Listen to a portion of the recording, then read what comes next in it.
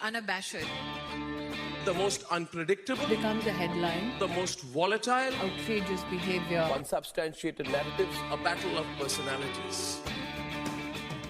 Welcome to Grand Tamasha, a co-production of the Carnegie Endowment for International Peace and the Hindustan Times. I'm your host, Milan.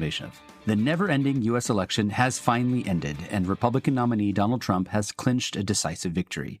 Trump is on track to win 312 electoral college votes, and for the first time, a majority of the popular vote. Kamala Harris, a surprise late entrant in the race, lost a closely contested election, marking the second time in 3 elections that a female Democratic presidential nominee failed to topple Trump. The election has implications for Indian Americans, for India, and for U.S. India relations. To discuss these topics and much more, I'm joined on the show this week by Grand Tamasha News Roundup regular Sadanand Dhume of the Wall Street Journal and AEI. Sadanand, welcome. Good to be back. And Tanvi Madan of the Brookings Institution. Hi, Tanvi. Hi, Milan. It's great to be back. We have a lot to discuss this week, but let's start where I think probably every conversation this weekend began and ended, which is with the U.S. election. Sadanand, let me start with you. There have been, 1,000,001 hot takes published in just the past week about the U.S. election. Some commentators have argued that, only 130,000 votes changed hands in Wisconsin, Pennsylvania, Michigan, and Harris would have won the election. On the other hand, there are some who say this was a landslide Trump victory. It was a bloodbath for Democrats. If you were sort of coming across a curious non-American who asked you for your simplest description of the result, what would you tell him or her? I would say it was a decisive Trump victory. It was obviously not a landslide in the sense that Ronald Reagan's 1984 victory, for example, was a landslide. But he won clearly. He won the popular vote. He won all 7 swing states. The Republicans have made gains in the Senate, and they're going to hold the House. So this is a very clear victory for Donald Trump and the Republican Party. I think there's no ambiguity about it. And I think that it reflects an electorate that was upset about large-scale, unchecked illegal immigration in particular, upset about the state of the economy and prices, or inflation if you take the longer period of time, and were willing to give Trump another chance because they found Kamala Harris in the end to be an uninspiring choice. Sadanand, but let me kind of just ask you about, your level of surprise, right? I mean, is this an outcome that you saw coming? Is this something that shocked you? I mean, when you finally heard the call, frankly, it was, late on Tuesday, pretty much, we sort of knew, although it wasn't officially called until Wednesday. What was going through your head? So, on the day of the voting, I woke up and I decided to go out on a limb on Twitter, and I put a map up with my prediction. I thought Trump was winning, but I did think he was winning with 287 electoral votes. I didn't think he'd win with 312. I thought he'd carry 5 out of 7 swing states, not all 7. But he'd had very strong polls running up to this, and it was on a knife edge. But I think some of the more thoughtful forecasters did point out that if there was, regular polling error in either direction, it was going to end up with either a decisive Trump win or we were going to end up with a decisive Kamala win. Tanvi, this election was unprecedented in so many ways, right? You had the Democratic nominee, Joe Biden, withdrawing just weeks before his own party's convention. You had a former president claiming immigrants are eating people's pets. We won't ask Sadanand to sing the song, although I know that he knows the tune. You had the owner of one of the world's most popular social media platforms endorsing Trump, using his platform to serve that end. Was this election just about kind of economic fundamentals and anti-incumbency, or do you think there was something kind of more sinister going on? Milan, I wish I had the imagination of some theorists or conspiracy theorists that I would come up with something sinister. I think, one of the reasons where you see the decisiveness in some ways helping the country move forward. Now, people might disagree on the direction that voters have chosen for that move forward, but nonetheless, the decisive nature of it means we have to look at normal explanations. I think you've already, and Sadanand have alluded to it, I have very Modi style come up in my head with kind of my 4 I acronyms. If you want the sinister one, you can add the 5th I. And I think, those 4 I's are basically incumbency, or rather anti-incumbency, and that the baggage that was clearly associated for Harris with being part of the Biden administration. Inflation, I think, topping the list for many people, being the second eye, third being immigration, and fourth, something, Milan, you wrote about in your column for Hindustan Times, identity politics and the many ways that's playing out. And maybe you want to say a little bit more about that. But to me, we don't have to look for sinister explanations. We have to see the blend of how these played out. It might have been different things for different people. But I think we have adequate explanations. One thing that was interesting to me is, in some ways, this is a decisive victory for Trump. But it is interesting that it is not necessarily for Republicans as a whole. They underperformed, including in many Senate elections where a lot of people, and maybe this is the anti-incumbency playing out, voted for Trump or voted to say, we are annoyed, angry, whatever, we want change. But they either left the Senate, kind of ballot blank, their choice blank, or they voted for other or none of the above or something like that. So it is, I think, we have the explanations, and now we'll see a lot of analysis. The fifth eye, I was going to say that, I know some people in India think it's exaggerated, but the interference part, even the Republican governor of Georgia noted that there were, hoax calls, etc., in particular voting areas that did originate from Russia. The government also talked about interference from Iran, including threats to the Republican candidate as well. And so, there is that aspect that I think more needs to be done on the interference. We can't wish it away. And I think people in India should understand that this is a serious concern that Americans have, because they worry about this too. And so I don't think that it's sinister. I think it's just the reality that this is something Russia and other countries are trying to do. And it is something the country needs to build resilience on. So I want to come back in a second to one of those I's, identity politics. But before I do that, let me just ask you both, and Sadanand, let me start with you, about what we can expect from Trump 2.0, right? I mean, in a sense, we had 4 years of Trump. We know something about how he governs. We have a sense of his priorities. But I'm curious how you think Trump 2.0 might differ from Trump 1.0. And I should say we're recording this Tuesday, almost 9 o'clock a.m. Eastern. We've had some news about some nominees for the U.S. UN position, for Secretary of State, for National Security Advisor. I think some of these are confirmed. Some of these are confirmed only by sources within the Trump transition and so on and so forth. But Sadanand, taking all this into account, what do you think we're likely to see the next 4 years? Well, I think you're going to see this term as really, in a way, trying to complete the unfinished business of the first term. If you look at his first picks, for example, in terms of things like immigration, Stephen Miller, Homan, even Kristi Noem, it's pretty clear that immigration, or specifically staunching the flow across the southern border, is going to be his number one priority. It's going to be the campaign promise that he is going to, work very seriously to fulfill. We haven't seen the shape of his economic team yet. I suspect it's going to be fairly similar. But if I had to sum up, I think we're going to see something in some ways that could be similar in a policy direction, but could be stylistically different. And maybe I'm just being a little bit hopeful over here, but my sense is that he ran a much more serious, organized, stable campaign than he did in 2016, for sure. And the question is, will that translate into a more coherent policy agenda with people he knows? He's getting a second time. He's going a second time round. He knows the ropes a little bit better. He's going to pick his own people.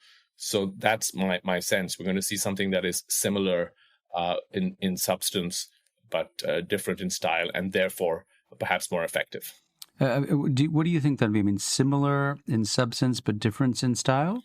I actually think, to the extent that we see a difference in the previous administration, there's at least also going to be another kind of key difference, which is for 2 years, President-elect Trump right now, eventually President Trump, will have a Congress that is his own parties, both the Senate, and I know they haven't called the House yet, but the indications are that the Republicans will have a slim majority, not to mention courts that at least seem more Trump friendly, or to a lot of issues that matter to the administration.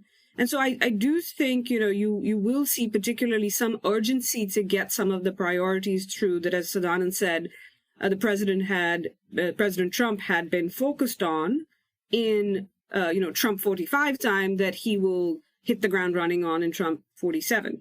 And there have been reports that Susie Wiles, who was one of his campaign managers and who is now going to be his chief of staff, has already indicated that there will be some priorities almost immediately. And those will be related to the things that we know Trump cares about: trade, immigration, and deregulation.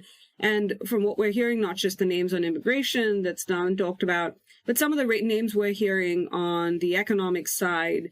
Robert Lighthizer, former U.S. Trade representative. And for those who haven't read it, it's worth it to go back and read the book that he wrote, I believe, in 2023, and see kind of what his worldview is if you're not familiar.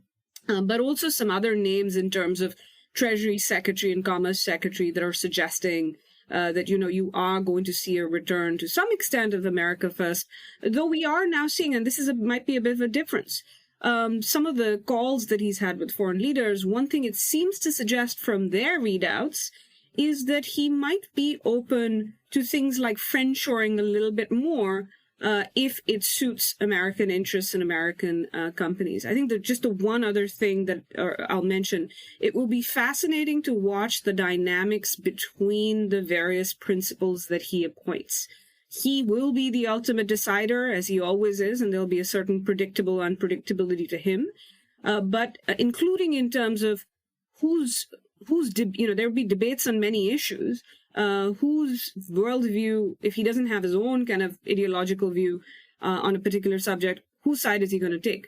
So debates on immigration, debates on trade, debates on Russia, debates on China, on debates on friendshoring. And so I'd watch in this term more so than the last the dynamics between the various principles and how those debates on these issues play out, because they have implications for not just India, but many other countries. Trying to understand Asia is like piecing together a giant jigsaw puzzle. 40 countries and more than 2,000 languages. Asia is home to some of the fastest growing economies, and it can be incredibly hard to cover this part of the world. So we're starting the Big Take Asia, a weekly news podcast from Bloomberg. I'm Wan Ha. I've been covering Asian news for more than a decade at Bloomberg. Listen to Big Take Asia wherever you get your podcasts. Let's now go back to the identity politics eye that Tanvi pointed out. And Sadanand, I want to ask you about your latest column for the Wall Street Journal, and we'll link to that in our show notes. It was titled Indian Americans and the Racial Depolarization. And in this column, you write that Indian Americans, like many other minorities, are proving themselves not to be reflexively loyal to the Democratic Party.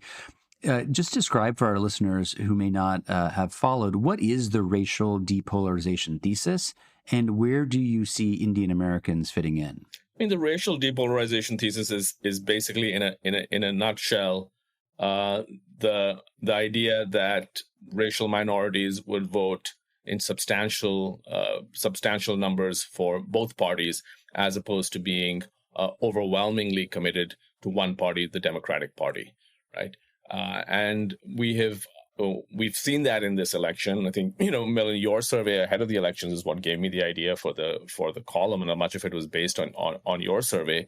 And what I found striking about that was that, you found that only about 60% of Indian Americans were intending to vote for Kamala Harris, compared to 68% for Biden in your survey 4 years ago. And if you compare that, for example, with the Asian American Legal Defense Fund, exit polls in 2016, something like 84% of Indian Americans voted for Hillary Clinton. So if you take that, you go from 84 to 60, that's a pretty precipitous drop. And then you look at other exit polls. So, for example, about 40% of Asians, according to NBC News, voted for the Republican Party, which is, again, the highest that they've seen in a long time. Similarly, about 45% of Hispanics voted for Trump. So it's the idea that whites would vote overwhelmingly for Trump and non-whites would vote overwhelmingly for Kamala Harris. That just turned out not to be true in this election.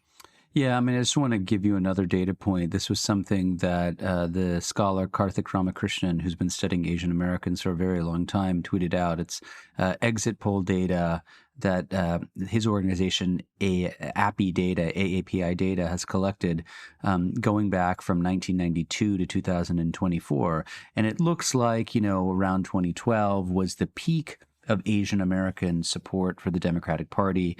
He puts that number at 73%, 26% for the Republicans. There's been a secular decline in support for the Democrats since 2012. In 2024, he puts the number at 54% of Asian Americans support the Democrats and 39% support the Republicans. So that's, quite a reversal. That's the same as the NBC News figures, 39%. Yeah. So in a pretty short period of time.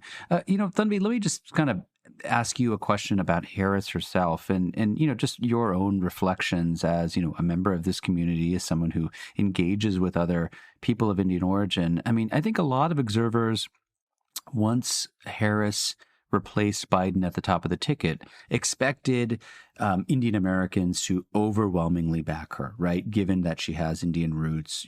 We all know the story. Her mother famously immigrated to the United States from Chennai when she was just a teenager, went to school at UC Berkeley, raised Harris and her sister in the United States. Do you think that Harris's Indian ancestry was a factor this election for Indian Americans, either as like a plus or a minus? I mean, I think it's going to be interesting to see the exit poll data on this to the extent we have it. But I think one thing I've said before, I think including on your podcast, that this reflects both your survey, Sadanand's column, is we're a very diverse community. We have Pramila Jayapal and Kash Patel in the same community. So it is a lesson for Democrats more broadly, for Republicans for that matter, but also for India.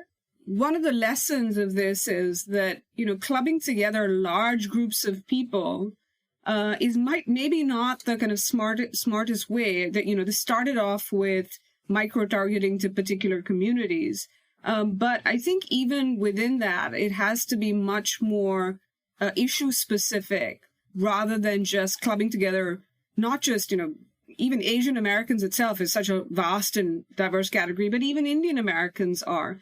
I also wonder if there's something generational going on. And Milan, I don't know if your survey had something on this, or your future surveys might, which is you're now seeing for Asian Americans writ large, but for Indian Americans, it's been a good a number of decades from when we really started seeing migration from India after the 1965 Immigration Act.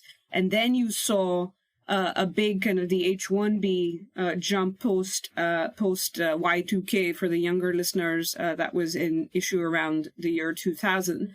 And so we saw these kind of big waves of immigration that have come. And so I think you're seeing, for one, second generation voters who might, not agree, for example, even with their own parents, but you're also seeing newer immigrants from that kind of batch of people coming in from the 1990s, 2000s, who are now becoming citizens, naturalized citizens, and might have different background, different views. The other thing that I wonder if it's going on is, the other set of identity politics issues that people have talked about, along with kind of these very broad groups, whether it's Latinos, whether it's, African Americans, whether it is Asian Americans, is this idea of the culture wars being back, and whether different within the diaspora people had different views, how conservative they are socially, etc. I think your data showed some interesting things where on some issues they're quite progressive, but maybe on some other issues. So I think the lesson for the parties, the lessons for India, is that don't take this community as having one view. It changes over time, and it changes on issues. And they, for example, one of the things I'm looking forward to your future surveys, Milan, is do they have similar views on India or Modi as well? So the thing that I want to know, or the great opportunity for an Indian journalist, is to go and interview some Modi-Harris voters. Yeah. No, I mean, I think just to put some data around what you both have mentioned, and we'll link to Sadanand's column, which cites some of this, but one of the most striking findings for us was that, there was this really distinctive gender gap where we saw women break for Harris pretty decisively, but not so with men, right? There was, I think, on the order of a 14 or 15 percentage point gap between men and women. But particularly if you look at young men, that is Indian American men under the age of 40, their support for Trump has doubled, according to our survey, in 4 years. So, you have young women, older women, young men, older men. Most of that shift you're seeing in the aggregate numbers is largely being driven by younger men. Now, I will note that even among women between the ages of 18 and 39, their support for Trump jumped by 10 percentage points. Interestingly, the older generation, both men and women, is where we saw a lot of stasis, not a lot of change, quite a lot of support for Harris, not so much support for Trump. Now, if you go back 4 years, where our data suggested that, many Indian American younger folks, particularly those who are second generation, were more of the progressive veneer. These are people who may have voted for Warren or Sanders in the primary. I wonder to what extent, and this is something obviously worth studying a little bit deeper, have decided to go for Trump, right? Because they wanted change and they didn't feel Harris was going to deliver it. So it's not necessarily purely ideological for them, right? Or maybe in some ways, right, there's more ideological affinity than we might like to acknowledge between the far left and the far right on certain issues, like, trade being an example, for instance. Well, there's also the identity question, right? What I found really interesting in your story, one of the things that was interesting was that of those who expressed enthusiasm for Kamala Harris, only 7% said it was because of her identity. Now, it either means that Indian Americans have become very enlightened and are no longer paying a lot of attention to identity, or they kind of felt that Kamala Harris maybe really didn't play up her Indian identity as much as they would have liked, or they didn't feel the sense of identification that they might have felt with another candidate. And that, I don't have the answer, but I think it's a really interesting question. I also think, anecdotally, when you speak to people, when they tell you if somebody is Indian enough or not, it really reflects what their view of that person in general is, what their politics is. So it's very hard to disaggregate, do they think she's not Indian enough because they weren't going to vote for her, or they don't really care, or does that actually matter? And I think what your survey and what the results seem to show is that, Indian Americans at the end of the day are Americans, and they're actually, including in terms of young men or young women, we're not seeing like this big break between them and what we're seeing with other young men or even young women for that matter. So I wanted to spend our remaining time focused on this issue of India and U.S. India ties. And Tanvi, you had a piece in the Indian Express. It was published before the election result was known. And you wrote that, look, whoever wins, irrespective of the winner, Trump or Harris, India is going to need to adapt to a new White House. So now we know Trump is the winner. He will become president on January 20th. How do you think India needs to adapt for a Trump 2.0? I mean, I'll say, Milan, I think for one, India's done this before. And so it has adapted before and it'll adapt again. That is my expectation, because I think for all the noise in the U.S.-India relationship, it remains for India one of its most important, if not the most important and broadest and deepest relationship in many ways. Certainly the most comprehensive, whatever the kind of public rhetoric might be.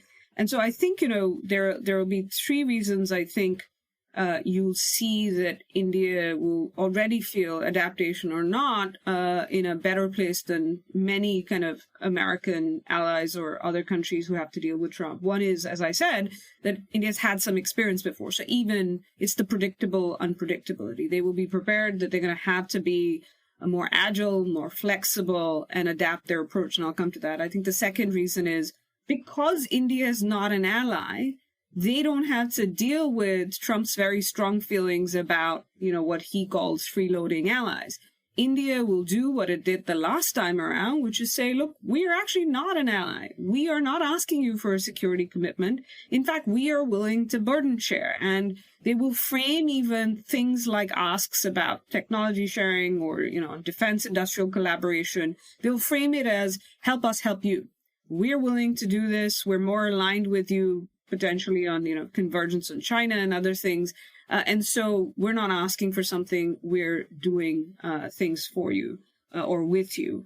And then the third, I think, a reason is India is not a problem country. There might be problematic points of friction with the Trump administration, on trade. India's surplus with the U.S. has grown since Trump was in office. Now, there has been some movement on some clearing up some WTO cases, giving some agricultural products access to the Indian market. I would not be surprised if India adapts and, proposes a return to thinking about a trade deal. But, trade will be problematic, and maybe immigration, particularly with kind of these record number of undocumented migrants, which I think you covered on your podcast. But also potentially some things on legal migration, which I think India will try to shape a little bit more, or at least carve out exceptions, get exceptions carved out. So I think India itself, though, is not a problem country as far as Trump's concerned. And I think it will adapt its approach, given that it feels like it's already in a better place. You heard External Affairs Minister Jaishankar saying India is not nervous about this. And so I think the ways they adapt will be things like, the continuing to invest in the Modi-Trump relationship, recognizing that personal diplomacy matters to Trump, engaging with continuing to engage with the family, Trump's family, but also other influencers, including some corporate influencers. I think you'll also see India, where there are problems, deal with them. They'll downplay differences. They will deal with them much more quietly than they did even with, Biden administration or even the Bush administration.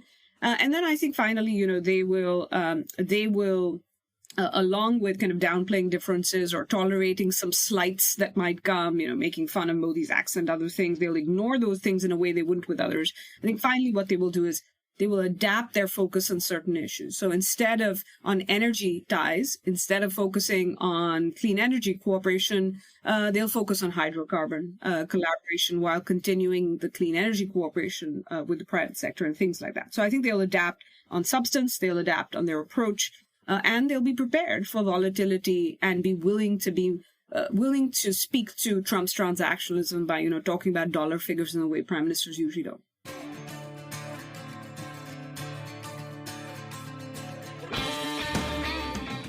Hey, Grand Tamasha listeners. Thanks for listening to the podcast. Putting this show together each week is a labor of love, but it takes a lot of work to put out a great show every week. If you'd like to support the work we do at Grand Tamasha, please visit ceip.org/donate. Don't forget to subscribe to us on Apple Podcasts, Google Podcasts, Spotify, or on your favorite podcasting platform, so you'll be the first to know when a new episode rolls out.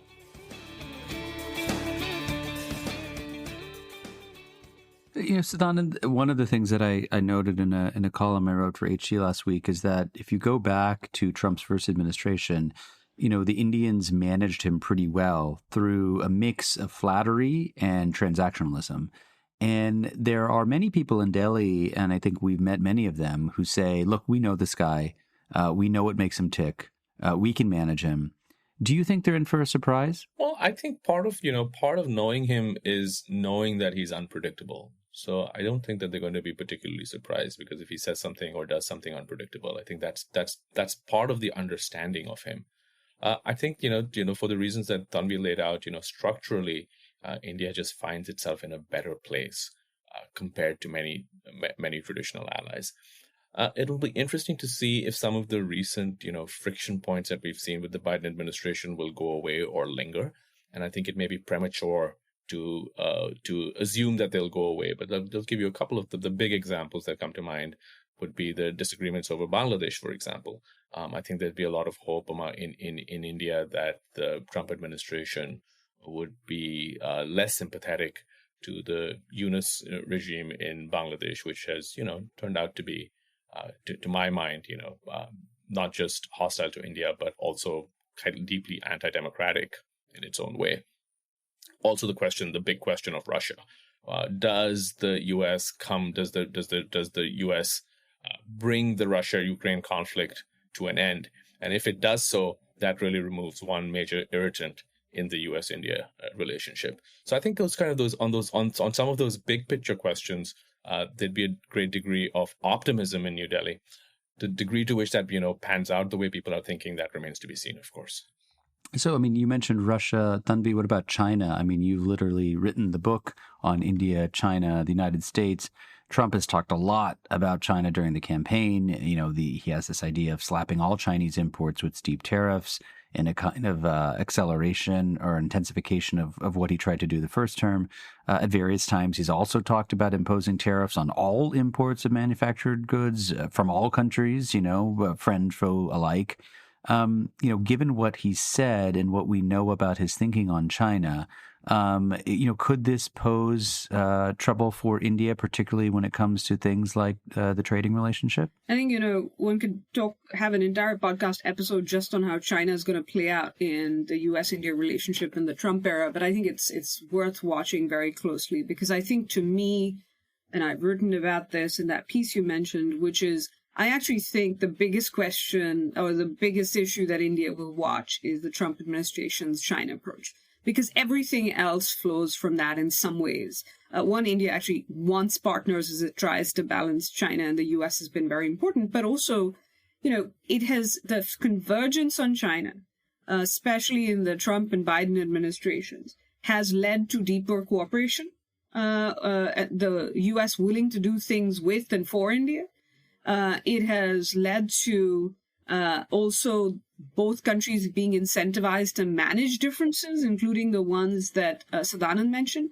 So if, India would want a more competitive China approach to stay, they don't want confrontation, but they don't want, a China, a U.S. or Trump-Xi grand bargain or even deal that would leave a situation where Trump's saying, okay, you Asians, it's a China's sphere of influence. I've got what I wanted from Xi, at least even in the short term. And India saw that with the Mar-a-Lago summit and Trump in his first term sending a delegation to the Belt and Road Forum. But that summer of 2017, he pivoted. And it's that Trump administration China approach that India would like to see. And from some of the appointments that we have heard about, including Representative Mike Waltz as National Security Advisor, potentially Senator Marco Rubio as Secretary of State, and Elise Stefanik as U.S. Ambassador to the UN, these are all folks who are China hawks and who have seen a role from India, an important role from India as they see foreign policy through a China lens. So I think, that will be crucial. What India will be hoping is those appointments suggest that is where Trump is at, but they will be. I mean, this is to that predictable unpredictability. They don't know how other factions within the Trump orbit, including some of his corporate backers who have very specific business ties with China, are they saying something different in his year, and where is he going to come out? So I think they'll be watching very closely on the China front. In the meantime, I think what it's for people to watch what happens in the China-India relationship side. There's G20 is next week. We might see some additional China-India meetings.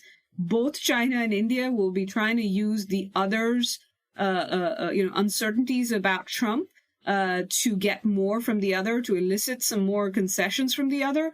And so I'd watch that quite closely. But I think India will also be aware. It doesn't want to be in a situation, either for its own domestic public, where it's seen as giving up things to China, but it also doesn't want to seem to the U.S. audience and the Trump folks like they've gone and struck a big deal with China and are suddenly going to change their mind, because that won't play out well either. I would just remind folks of, even how the Biden incoming Biden administration was not very happy when the Europeans presented them with a comprehensive agreement on investment with China. So, it's going to be a very interesting space to watch. I mean, Sadanand, just to kind of go back on one thing, I mean, look, as we've discussed, when it comes to the U.S. and India kind of policy was a relative bright spot during Trump's first term. Under Biden, U.S.-India relations have also done quite well.